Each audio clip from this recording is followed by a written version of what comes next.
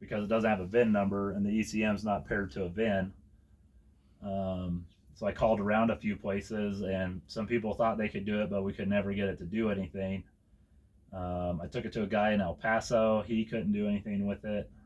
It was all because of this Procal device, right? Okay. They couldn't break into it. So I got a hold of the guys at Shoemaker and told them what I had, and they said, "Oh yeah, we'll be able to get into that, no problem." So, and it took them about 2 attempts to get into it, and we were able to get into it. Okay. So they sent the one we just tried to start it on is version 3 of the tune, where it won't stay running. Right. So, but that's with it opened up, right? So they had to get into the ECM and send me a tune file. So we loaded that in, and they wanted me to tune it, or to get them a file off of that tune and send it to them, but it won't stay running long enough to do that. So, so I messaged them that on Friday or Thursday night. And most of these guys that are doing tuning, they're racing on the weekends or doing tuning support on the weekend for racers. Yeah, so you can't get a hold of them. They're like non-existent. Right, like right. Friday, Saturday, Sunday, you can't get a hold of them. Right. So yeah, I'll probably have another file on Monday to load back into this, and then see if we can pull the configuration out of it. So what the configuration is they send what they call the channels that they want to look at. So they want to look at your short-term fuel trims, your long-term fuel trims, your timing, fuel pump pressures, all kinds of stuff, right? And engine air temp, manifold pressure. There's probably about 20 different things they want to look at to time the engine, right? Okay. So since we're adding boost to the engine with the supercharger, the supercharger originally on the GT500 runs 12 pounds of boost, but we dialed it down to about 8 pounds of boost on this engine. Just due to, right, this engine's not built like the GT500 engine. This engine's not designed to take 10, 12 pounds of boost. Right. So 8 pounds should be pretty safe on this car. But they got to see all that added air, the new intake air temperatures, right? And so since you force more air, you have to force more fuel, right? And then you need to adjust your timing around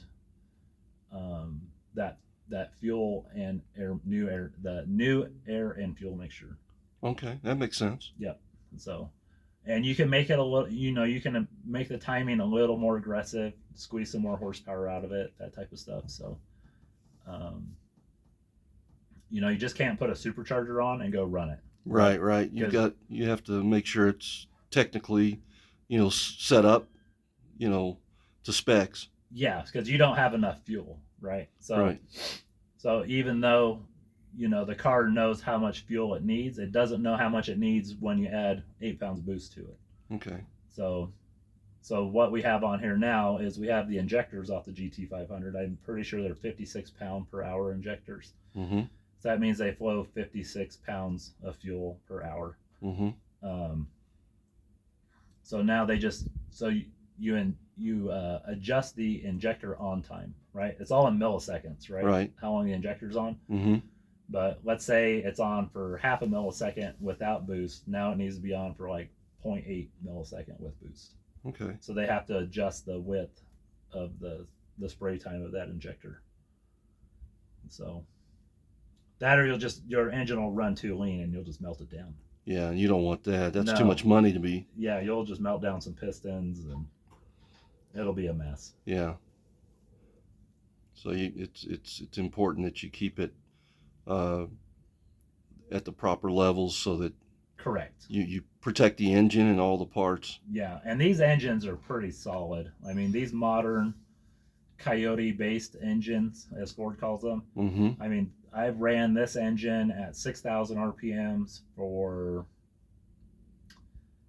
what, 35 minutes. Okay. Racing. Okay. So when we race in the Silver State Classic, that's high-speed endurance racing is what I like to call it. Okay. So you're running 90 miles, and the majority of that time you're going faster than your target speed. So if our target speed is 150 miles an hour, which that was our target speed in this car, there are a few places where you need to slow down. You do have a start time. So at the end from the beginning to the end, your average needs to be 150 miles an hour. Okay. So you need to go faster than 150 miles an hour during the race.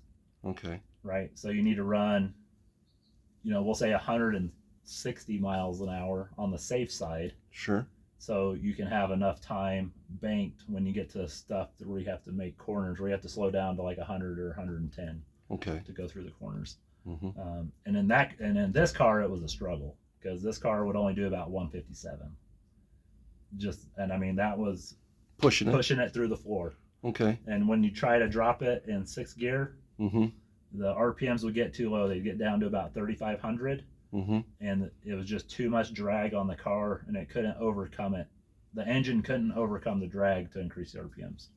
Is there any way to fix that? Supercharger. Okay. Okay. Yeah. All right. Yeah. So yeah, let's see. She should start now.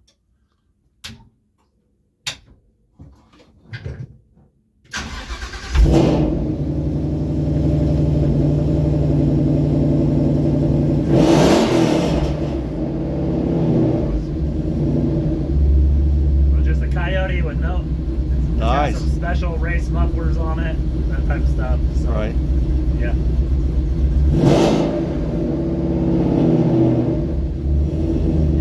Imagine this car at 150 miles an hour with no windows, and you're in a full race suit. Right. You can't hear it. Right. You're just lost in your thoughts. That's it. That's awesome. Yes. Yeah, no, this car's great. As soon as we get it tuned. Exactly.